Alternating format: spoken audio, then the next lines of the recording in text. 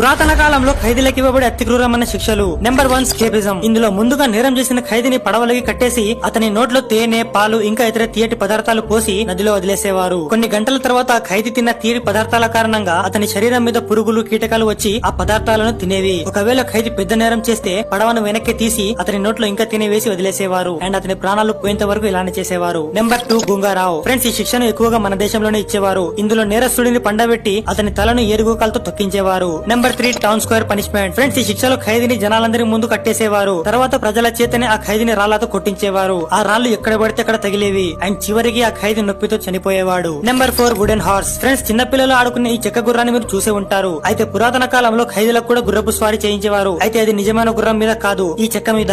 Actually ఈ శిక్షలో చెక్కతో ఇలాంటి స్టాండ్ తయారు చేసేవారు. ఆ చెక్క ఎడ్జెస్ చాలా షార్ప్ గా ఉండేవి. తర్వాత ఖైదీని దాని మీద కూర్చోబెట్టి దాన్ని రైట్ చేయని ఆదేశించేవారు. అయినా ఈ వుడెన్ హార్స్ అంత డేంజరస్ అయితే కాదు. బట్ ఫ్రెండ్స్, ఖైదీలకు ఇది చాలా పెయిన్ఫుల్ గా ఉండేది. వాళ్ళను గంటలు గంటలు దాని మీద రైట్ చేయించేవారు. అండ్ కొన్నిసార్లు వాళ్ళ ప్రైవేట్ పార్ట్స్ కూడా కోసుకుపోతాయి.